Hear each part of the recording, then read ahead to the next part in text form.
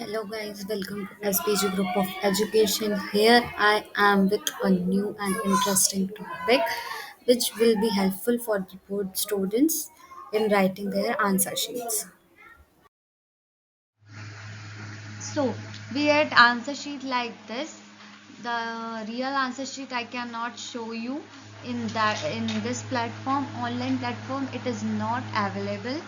Okay, so I'm telling you that कि क्या होती है आंसर शीट, कैसी मिलती है आंसर शीट, इस टाइप की मिलती है. और important बात, you don't get the supplementary sheet. You had to write all the answer on that notebook only, which is of 30 pages. Okay, you don't get supplementary sheet. I'm reminding you all. Okay, now the biggest mistake we do is some student draw line both side, margin line, they draw both side, but you cannot draw boundary line both side in both sides. Okay, because due to which क्या होता है, जो हमारा work होता है वो क्या होता है, मेसी दिखने लगता है. और it is not required to draw the both side linings. Okay, और एक साइड तो पहले से बनी हुई आती है, तो हमें तो बनाने की जरूरत नहीं होती. ठीक है, it's is the wastage of time.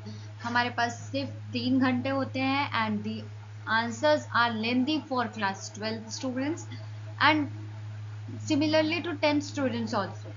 Okay, so यहाँ पे मैं ये बोलना चाह रही हूँ कि आप क्या करेंगे, प्रॉपरली लाइन एक साइड खिंचा हुआ है तो अपना जो में आपका वो रहता है, नेम वगैरह रहता है लिखने का, उसमें नेम लिखेंगे. उसके वाले पीछे वाले पेज से आपका क्या हो जाता है, स्टार्ट हो जाता है आंसर शीट लिखना. तो the most of the student do what, कि जो जिसमें उन्होंने फुलफिल किया उसके पीछे वाले पेज को वो स्किप कर देते हैं. क्यों? क्योंकि वो लेफ्ट हैंड साइड पे आ जाता है. तो मतलब अब उनका जो भी पॉइंट ऑफ व्यू होता है, I don't know, but it is not required to skip that page. Okay, you अब क्या आ जाता है, हमारे पास क्वेश्चंस आ जाते हैं. ठीक है, अब how to write a question. ठीक है, जैसे कि जो मोस्ट ऑफ द स्टूडेंट्स होते हैं उनको एमसीक्यूज लिखने में वो क्या करते हैं, पूरा टाइम वेस्ट कर देते हैं. क्वेश्चन लिखते हैं, ऑप्शन लिखते हैं, फिर आंसर लिखते हैं.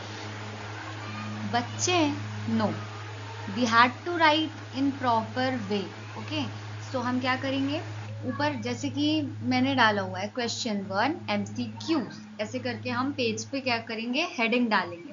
और फिर उसके बाद जो हमारा क्वेश्चन बुकलेट मिलता है उसमें जैसे क्वेश्चन लिखे, अगर क्वेश्चन में लिखा है 1 2 3 4, तो 1 2 3 4 के अकॉर्डिंग आंसर लिखेंगे. जहाँ पे मैंने ABCD लिखा है उसकी जगह 1 2 3 4 लिखेंगे.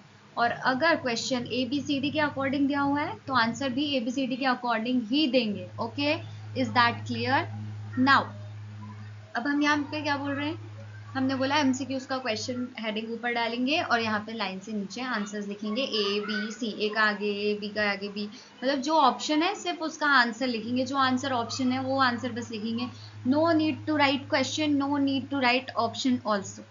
फिर उसके बाद हमारा जो कॉपी होता है वो ब्रॉड होता है, मीन्स जैसा मेरा पेज दिख रहा है इसी लेंथ, मतलब ऐसे ही चौड़ी लेंथ में होता है, लंबा नहीं होता.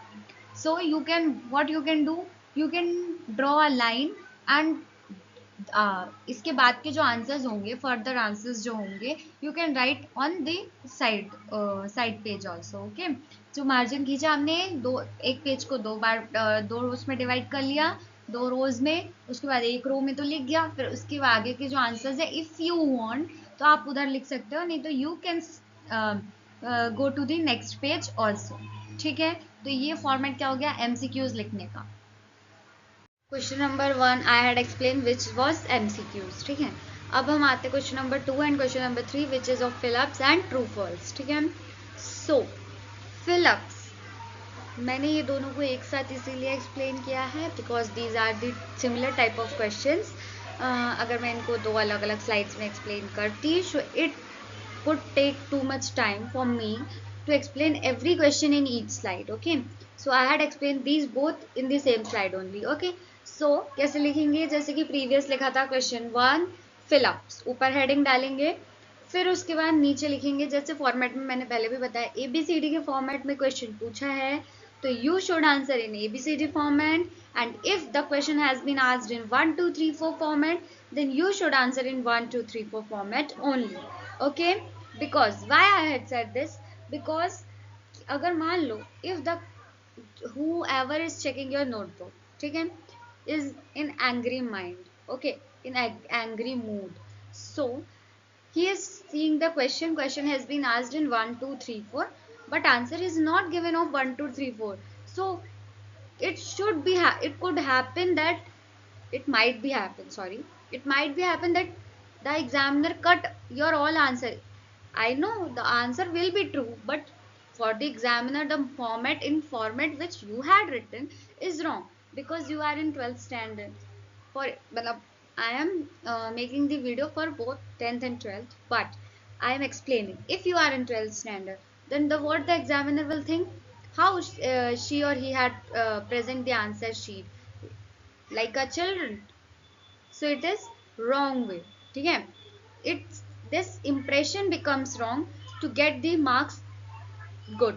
Okay, so कैसे लिखना है हमें, जिस फॉर्मेट में क्वेश्चन पूछा है उस फॉर्मेट में, and there is no need to write the question of fill ups and true false, whoever, I don't know some teachers but tells write the question of fill-ups and true false, because the examiner could be confused. Why the examiner could be confused?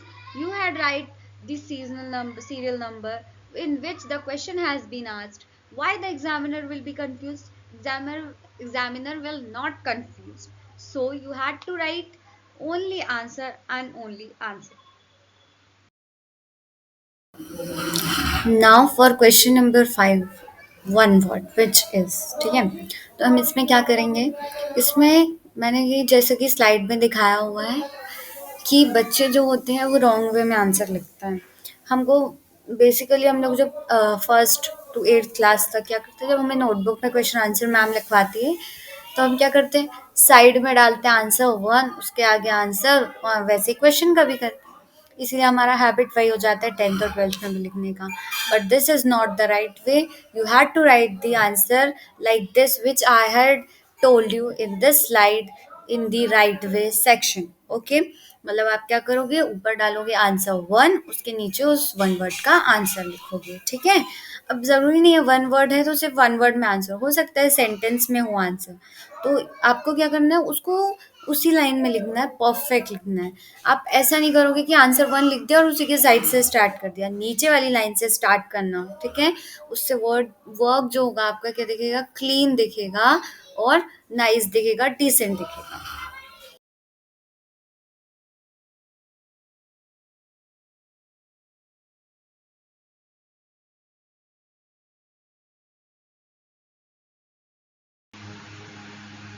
Now, from answer 6 to answer number 20 or 23.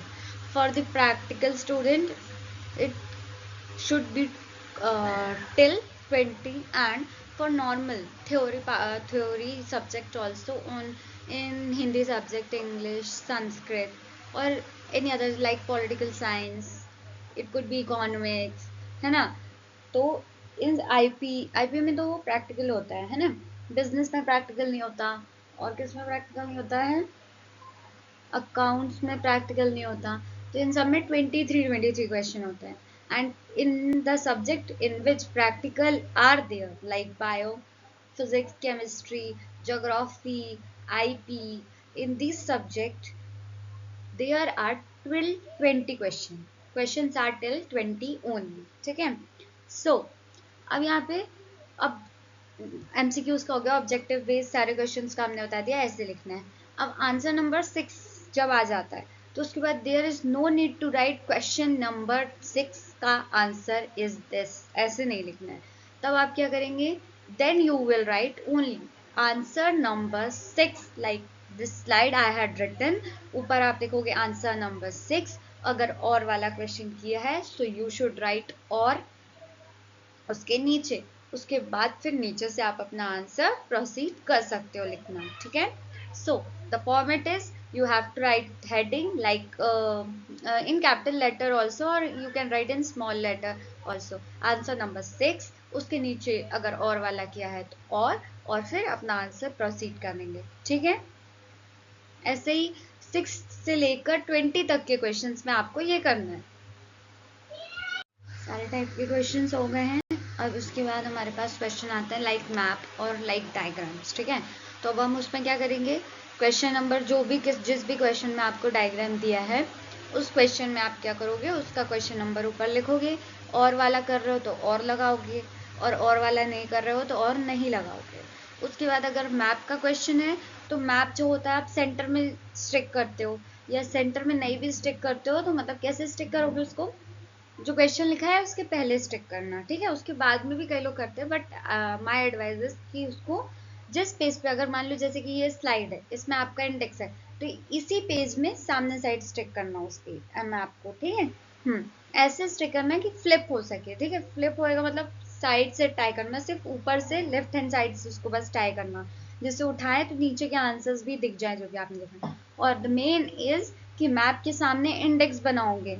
Index कैसे बनाओगे, अगर मान लो आपको state और इन सब का आ गया तब तो फिर इंडेक्स बनाने की जरूरत नहीं पड़ेगी। लेकिन मान लो अगर अगर क्रॉप फार्मिंग का आ गया, कॉटन फार्मिंग का आ गया, एनिमल रेंडरिंग का आ गया, ठीक है, एनिमल फार्मिंग का आ गया, एनिमल रियरिंग का आ गया, तब आप रेनफॉल का आ गया, हार्वेस्टिंग का आ गया, तब क्या करोगे, तो आपको यहाँ पे रिवर्स का भी हो सकता है ना, माइंस का हो सकता है, कोल ये सब पूछ सकते हैं, मिनरल्स का पूछ सकते हैं। तब आप क्या करोगे, सिंबल बनाओगे और उसका नेम लिखोगे कि इस एरिया को मैंने इससे रिप्रेजेंट किया है।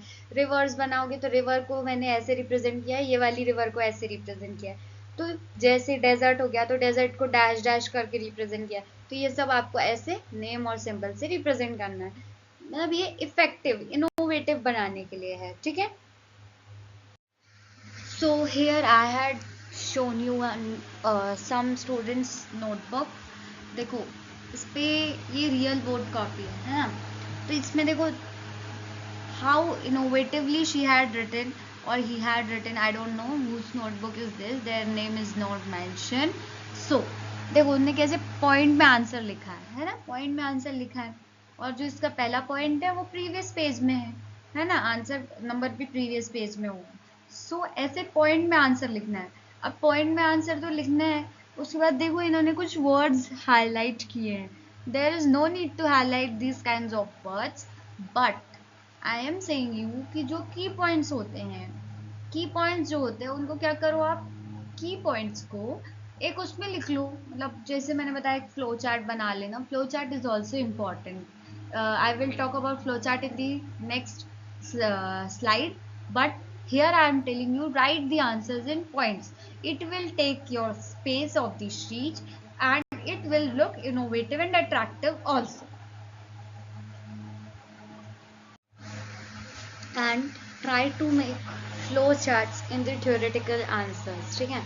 मतलब मैं ऐसे मेनली ह्यूमैनिटीज़ वाले स्टूडेंट से रिक्वेस्ट करती हूँ कि kindly kindly kindly make flow charts in your answers, because it is needed to you all. Because क्या होता है कि आपको थ्योरी बहुत लिखना होता है ना, उसके बाद भी आपका थ्योरी अगर थोड़ा सा दिख रहा है, अगर आपने ओन वर्ड्स में लिखा है, तो आपको नंबर आपके साइज के हिसाब से आंसर के मिलेंगे।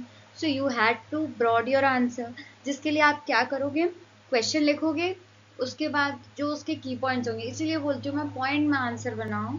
तो जो पॉइंट का जो की पॉइंट होता है, पॉइंट के भी जो की पॉइंट होते हैं उसको आप ऐसे फ्लो चार्ट्स में वो कर सकते हो, रिप्रेजेंट कर सकते हो। उसके बाद फिर जो पॉइंट्स याद किया आपने उसको 1 2 3 ऐसे पॉइंट करके आंसर को लिखो। ये क्या होता है, सही तरीका होता है, आपका पेज भी फुल हो जाएगा, आपका मतलब लगेगा भी कि बड़ा आंसर लिखा है सारे आंसर्स में। I am not saying for the long answer जो 4 मार्क्स 5 मार्क्स के होते हैं उनके लिए, 3 मार्क्स के 2 मार्क्स के क्वेश्चन में भी you should do these things, ठीक है। एक तो ह्यूमैनिटीज वाले स्टूडेंट, ऊपर से जो कॉमर्स स्टूडेंट्स होते हैं, मैं बाकी उनके और सब्जेक्ट्स का तो नहीं कह सकती, इकोनॉमिक्स के लिए कहूँगी कि flow charts is needed. So please make flow charts. And economics में तो हो गया है ना, फिर उसके बाद आईपी वगैरह में भी बना सकते हो, लेकिन बिजनेस और economics is the main subject जिसमें आप फ्लो चार्ट बना के उसको इनोवेटिव अट्रैक्टिव बनाओगे, जिससे एग्जामिनर आपको क्या कर सके, अच्छे से अच्छा नंबर दे सके, ओके। अब फॉर एग्जाम्पल मान लो क्वेश्चन ऐसा है कि फ्लो चार्ट नहीं बन सकता, तब आप क्या करोगे, वैसे बन जाएगा, इसमें भी मैं फ्लो चार्ट आपको एक तरीके से बनवा के बताऊंगी, ठीक है। लेकिन अगर मान लो फ्लो चार्ट नहीं बन सकता है, आपके पास पॉइंट में आंसर है, ठीक है, तो आप उसका डायग्राम बनाओ। उसमें नहीं लिखा है डायग्राम बनाने के लिए क्वेश्चन में, तो भी you should make diagram because it looks attractive and innovative which will help you to gain numbers. Okay, so यहाँ पे जैसे कि लिखा है production possibility curve illustrate the trades of facing economy producing two goods, ठीक है। तो अब हम इसमें मतलब अगर हम फ्लो चार्ट बनाए, तो फ्लो चार्ट में पहला पॉइंट अगर हम डालते हैं तो illustrate the trade off facing an economy, इतना हम लिख देंगे इलस्ट्रेट से इकोनॉमी तक, ये मतलब फ्लो चार्ट में, ठीक है। फिर सेकंड पॉइंट जो है production possibility frontier shows all possible combination of the two product using all the available resources. तो क्या बोलेंगे, शोज टू पॉसिबल प्रोडक्ट, ये लिखेंगे, पूरा नहीं लिखना है कि पूरा आंसर पूरा पॉइंट ही लिख दोगे ऊपर, ऊपर पूरा पॉइंट नहीं लिखना है, हमारा मोटिव सिर्फ क्या है, पेज का आंसर्स की वर्डिंग्स को बढ़ाना, ठीक है। फिर उसके बाद थर्ड पॉइंट जैसे लिखा है since we are using all available resources increasing in production of all of one goods means decreasing the production of other goods, ठीक है। तो यहाँ पे हम क्या लिखेंगे, वाइज वर्सा थ्योरी, यहाँ पे हम वाइज वर्सा थ्योरी लिख सकते हैं, इसमें नहीं लिखा है लेकिन वाइज वर्सा थ्योरी मीन्स क्या होता है, मतलब बोल सकते हो ये बढ़ता है तो दूसरा घट रहा है, या फिर इसकी वजह से ये ऐसा हो रहा है, इसकी वजह से ये ऐसा हो रहा है, तो ये क्या होता है, वाइज वर्सा होता है, ठीक है। अगर मान लो vice versa is not looking is not a good word if you think, so हम इसमें और भी लिख सकते हैं, कुछ और क्या लिख सकते हो आप इसमें, increasing the production of one and decreasing the production of other, इतना बस लिख देना।